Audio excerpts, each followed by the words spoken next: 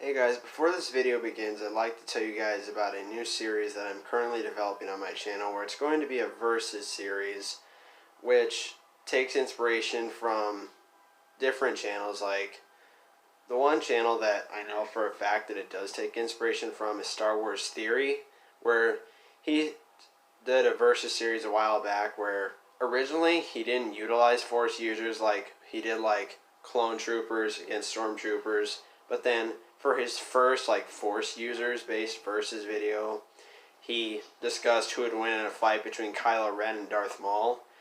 And I was basically thinking about making a new series on the channel that basically focuses on that type of genre, except it's not just going to be like Star Wars characters. It's going to be movie characters, fictional characters, video game characters, comic book characters, TV show characters, and even historical figures, or actual current like the Marines or something like that. Can't really think of anything right off the bat. But another thing about the series, it's going to be fan participation. So you guys will be able to like participate with me, and you guys will let me know in the comments what you want to see, like any future episodes. But without further ado, let's get right into the video.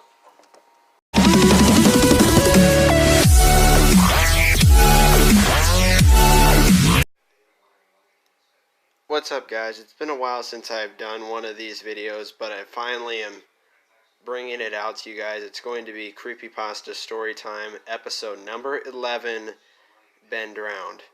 Now basically I'm going to give you guys like the little description like I always do. But before that, if you guys are new to my channel and are not familiar with Creepypasta Storytime, it's a series that I started a few months back, where I go on the internet, look up, I pick a creepypasta out of the top of my head, choose it, click a website, and then I record my voice and basically read it to all you guys.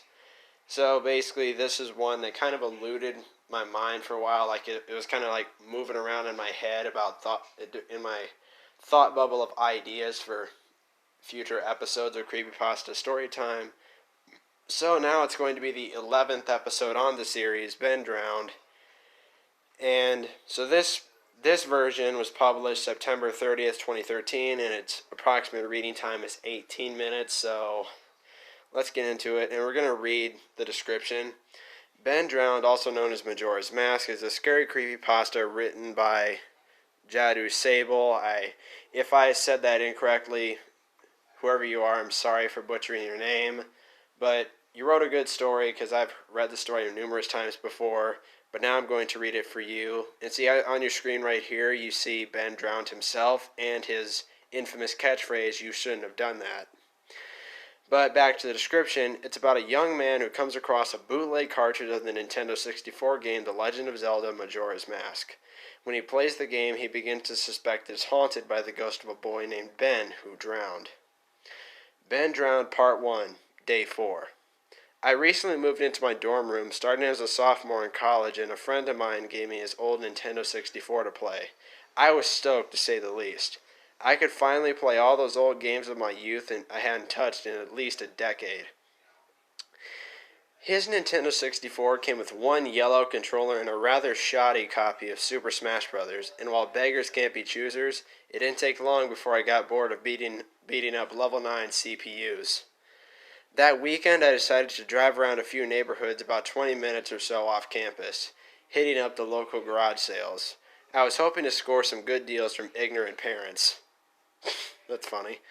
I ended up picking up a copy of Pokemon Stadium, GoldenEye, F-Zero, and 2 other controllers for $2.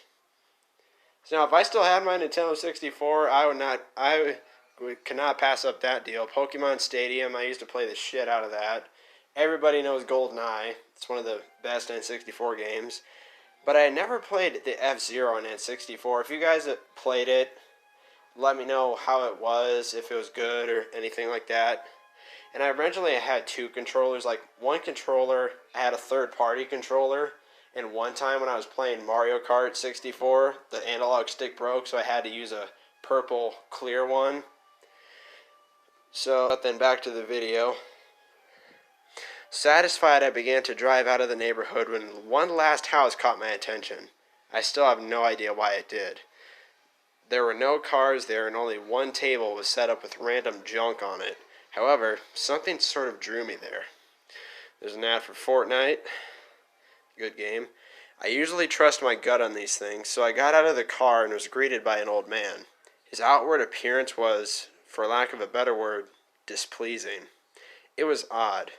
If you asked me why I thought he looked displeasing, I couldn't really pinpoint anything. There was just something about him that put me on edge. I can't explain it.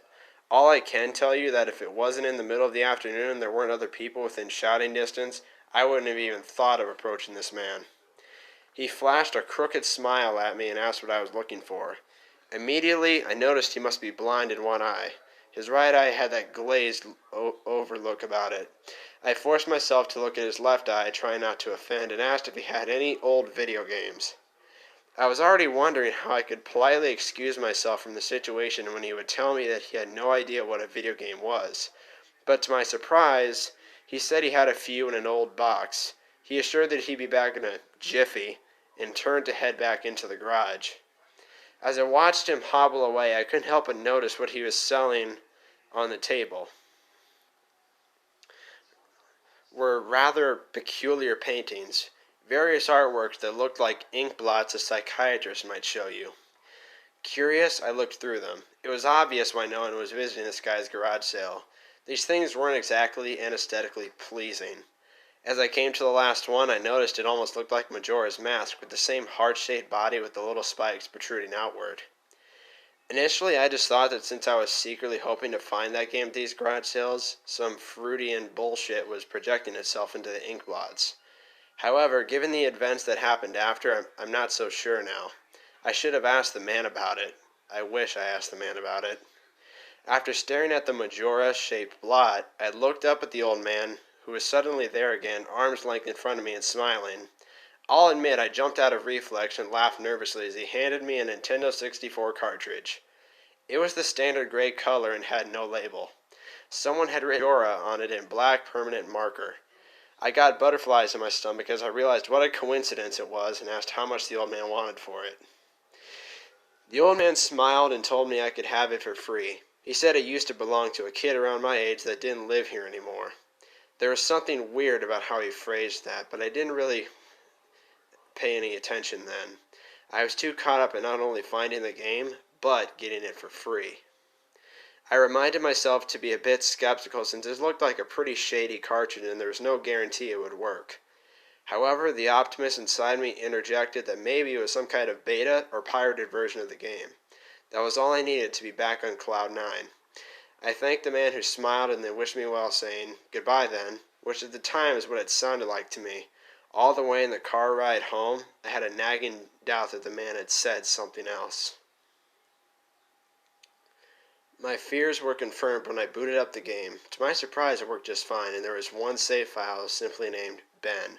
The man was saying, "Goodbye, Ben." I felt bad for him. He was obviously a grandparent going senile. I, for some reason or another, reminded him of his grandson, Ben. Out of curiosity, I looked at the save file. I could tell he was pretty far in the game. He had almost all of the masks and 3 out of 4 boss remains. I noticed he had used an owl statue to save his game. He was on day 3 by the Stone Tower Temple with hardly an hour before the moon would crash. I remember thinking it was a shame he had come so close to beating the game but never finished it. I made a new file named Link out of tradition and started the game. I was ready to relive my childhood. For such a shady-looking cartridge, I was impressed at how smoothly it ran, literally just like a retail copy of the game. Save for a few minor hiccups here and there, textures being where they should be, flashes of cutscenes at odd intervals, nothing too bad. However, the only thing that was a little unnerving was that at times the NPCs would call me Link and call me Ben at other times. I figured it was a bug, maybe a fluke in the programming, that caused our save files to get mixed up or something. It did kind of creep me out after a while, though. Around the time I beat Woodfall Temple, I regrettably erased the Ben file. I had intended to preserve the file out of respect for the game's original owner. It's not like I needed two files anyway. I hoped that would solve the problem. It did, and didn't. Now NPCs wouldn't call me anything. Where my name should be in the dialogue was a blank space. My save file was still called Link, however. Frustrated and with homework to do, I put the game down for a day. I started playing the game again last night, getting the lens of truth and working my way towards completing Snowhead Temple. Now, some of you more hardcore Majora's Mask players know about the fourth day glitch. For those who don't, you can Google it. The gist of it is right as the clock is about to hit 0 on the final day, you talk to the astronomer and look through the telescope. If you exit the telescope just as the timer hits 0 o'clock, the countdown disappears and you essentially have an endless amount of time to finish whatever you were doing. Deciding to do the glitch to try and finish Snowhead Temple, I went in and tried. I happened to get it right on the first time and the counter at the bottom disappeared. When I exited the telescope, I found myself in the Majora boss room at the end of the game, the trippy boxed-in area, staring at Skull Kid hovering above me. There was no sound, just him floating in the air above me and the background music, which was regular for the area, but still creepy. Immediately my palms began to sweat. This was definitely not normal. Skull Kid never appeared here. I tried moving around the area. No matter where I went, Skull Kid would always be facing me, not saying anything. Nothing would happen, and this kept up for around 60 seconds. I thought the game was bugged or something, but I was beginning to doubt that very much. I was about to reach for the reset button when text appeared on the screen. You're not sure why, but you apparently had a reservation. I instantly recognized that text. You get that message when you get the room key from Anju at the Stockpot Inn. Why was it playing here? I refused to entertain the nothing that it was almost as if the game was trying to communicate with me. I started to walk around the room again, testing that if it was some sort of trigger that enabled me to interact with something before realizing how stupid I was. To even think that someone could reprogram the game like this was absurd. Sure enough, though, another message appeared on the screen 15 seconds later, and like the first one, it was already a pre-existing phrase. Go to the lair of Temple's boss? Yes or no? I paused for a second, contemplating what I should press and how the game would react. When I realized I couldn't select no, taking a deep breath, I pressed yes and the screen faded to white with the words Dawn of a New Day and the subtext, just a bunch of eyes beneath it. Where I was transported to filled me with the most intense sense of dread and impending fear I have ever experienced. The only way I can describe the way I felt here is having this feeling of inexplicable depression on a profound scale. I'm not normally a depressed person, but the way I felt here was a feeling I didn't even know existed. It was such a twisted, powerful presence that seemed to wash right over me. I appeared in some kind of weird Twilight Zone version of Clocktown. I walked out of the clock tower, as you normally do when you start from the first day, only to find all the inhabitants were gone. Usually with the fourth day glitch you can still find the guards and the dog that runs around outside the tower, but they were all gone. What replaced them was the ominous feeling there was something out there in the same area as me, and it was watching me. I had 4 hearts at my name and the hero's bow, but at this point I wasn't even considering for my avatar. I felt that I personally was in some kind of danger. Perhaps the most chilling thing was the music. It was the Song of Healing ripped straight from the game and played in reverse. The music would get louder, building up so you'd expect something to pop out at you, but nothing ever did, and the constant loop began to wear on my mental state. Every now and then I would hear the faint laugh of the happy masked salesman in the background. It was just quiet enough that I wasn't sure if I was just hearing things, but just loud enough to keep me determined to find him. I looked in all 4 zones of Clocktown only to find nothing, and no one. Textures were missing too. West Clocktown had me walking on air, and the entire area felt broken, hopelessly broken. As the reverse Song of Healing repeated for what must have been the 50th time, I remember standing in the middle of South Clocktown, realizing that I had never felt so alone in a video game before. As I walked through the ghost town, I don't know whether it was the combination of the out-of-place textures, the atmosphere, and the haunting melody of the once peaceful and soothing song being butchered and distorted, but I was literally on the verge of tears and I had no idea why. I hardly ever cry, but something had gripped me here and caused this powerful sense of depression that was both foreign and crippling. I tried leaving Clocktown, but every time I went through one of the exits, the screen would fade to black and I would enter another zone of Clocktown. I tried playing my ocarina. I wanted to escape. I did not want to be here. However, every time I played the Song of Time or Song of Soaring, it would only say, "Your notes echo far, but nothing happens." By this point, it was obvious the game didn't want me to leave, but I had no idea why it was keeping me here. I didn't want to go inside buildings. I felt I'd be too vulnerable to whatever I was terrified of. I don't know why, but I came up with the idea that if I drowned myself at the laundry pool, I could spawn elsewhere and leave. As I ran toward the pool, it happened. Link grabbed his head and the screen flashed a brief moment of the happy masked salesman smiling at me. Not Link, but me, with the Skull Kid's scream playing in the background. When the screen returned, I was staring at the Link statue usually created by playing the Elegy of Emptiness. I screamed as the thing stared back at me with that haunting facial expression. I turned around and ran back to South Clocktown. To my horror, the statue followed me in a way that I can only describe as being similar to the weeping angels from Doctor Who. Every so often, at random intervals, the animation would play of the statue appearing behind me. It was like the thing was chasing me, or, I don't even want to say it, haunting me. By this point, I was on the verge of hysterics. However, not even once did the thought of turning off the console occur to me. I don't know why, but I was so wrapped up in it. The terror felt all so real. I tried to shake the statue, but it would literally appear right behind me every single time it went off screen. Link started to make weird animations I would never see him do. He would flail his arms around or spasm randomly. The screen would cut to the happy masked salesman smiling again for a brief moment before I was faced with that statue again. I ended up running into the Swordmaster's dojo and ran to head back. I don't know why, but in my panic I wanted some kind of assurance I wasn't alone. To my dismay, I found no one. As I turned to leave, the statue cornered me in the cubbyhole in the back. I tried attacking the statue with my sword, but to no avail. Confused and backed into a corner, I stared at the statue and waited for it to kill me. Suddenly, the screen flashed again to the happy masked salesman, and Link turned to face me, standing upright as a mirror image of the statue and looking at me with his copy, literally staring at me.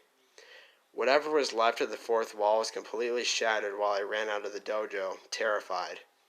Suddenly, the game warped me to an underground tunnel. The reverse song of healing queued up again as I was given a brief moment of rest before the statue started appearing again, this time aggressively. I could only take a few steps before it would be summoned behind me again. I hurriedly made my way out of the tunnel and appeared in southern Clocktown. As I ran aimlessly in sheer panic, a re-dead suddenly screamed and the screen faded to black. Dawn of a new day and whatever the hell that's even supposed to be appeared again. The screen faded in and I was standing atop the clock tower with Skull Kid hovering over me again, silent. I looked up and the moon was back, looming just meters above my head, but the Skull Kid stared at me hauntingly with that creepy mask. A new song was playing. The Stone Tower Temple theme played in reverse. In some sort of desperate attempt, I equipped my bow and fired off a shot at the Skull Kid. It actually hit him and played an animation of him reeling back. I fired again, and on the third arrow, a text box appeared that said, "That won't do you any good. Hee hee." I was picked up off the ground, levitated upwards on my back, and Link screamed as he burst into flames, instantly killing him. I jumped when this happened. I had never seen this move used by anyone in the game, and in addition, Skull Kid didn't even have any moves. As the dead scene played, my lifeless body still burning, the Skull Kid laughed and the screen faded to black. I reappeared in the same place. I decided to charge him, but the same thing happened.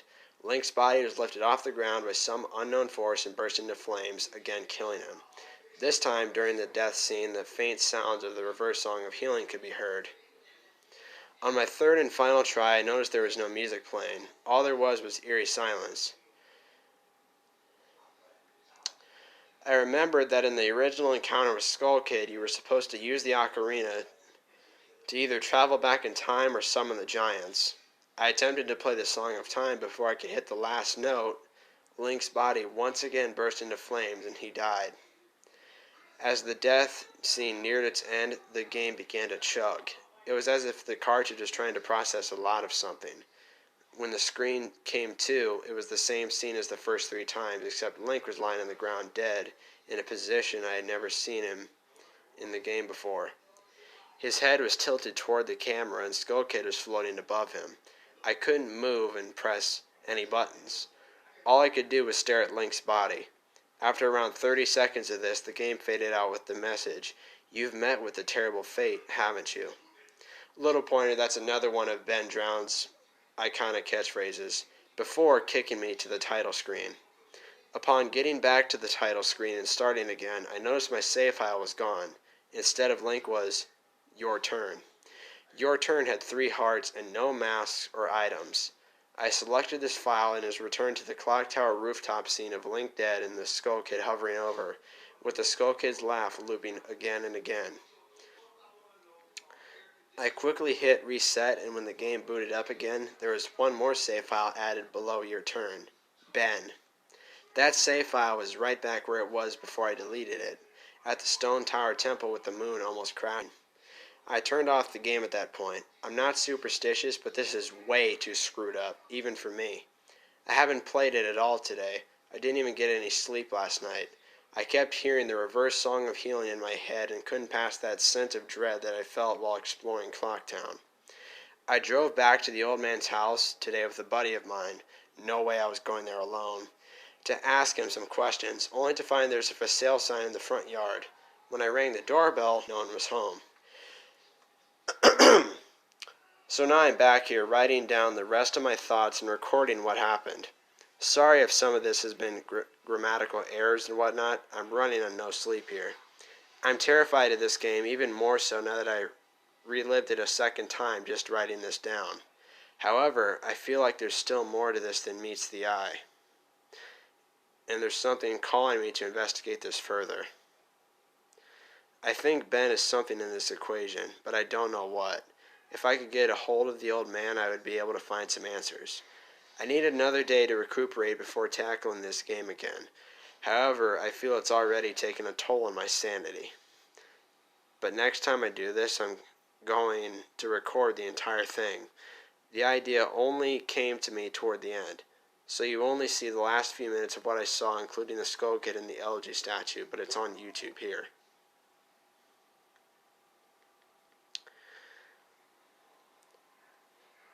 Okay, so that's apparently a part 1 story. So let's continue. Wait. Actually, no. Okay, guys, I just thought of an idea. Since the Ben Drown story is so lengthy, it's going to be a 5-part series. Let's see. Is there 5 episodes? Yep, there's 5 here. We're on the first one. So, next time Creepypasta Storytime rolls around, this is going to be a 5-part series. So basically, here's what I'm going to do. Every single part is going to be 11.1 to 11.5. Because so technically it's all episode 11. Because I think I won't be able to put it all together in one video. So that was part 1 of a soon-to-be 5-part series of the Ben Drown story, which I didn't even realize that the story was even this long. I remember it being a lot shorter. But hey, getting back into making videos at a steadier pace like I used to, it shouldn't be anything new to me, because I've made some pretty lengthy videos for my time here on YouTube. So I hope you guys smash the like button, comment down below what you would like to see in any future videos, and you can also suggest some future episodes for Creepypasta Storytime, and remember to request ideas for the new Versus series that's going to be coming up on my channel soon. And thank you guys for watching, and I'll see you guys in the next video.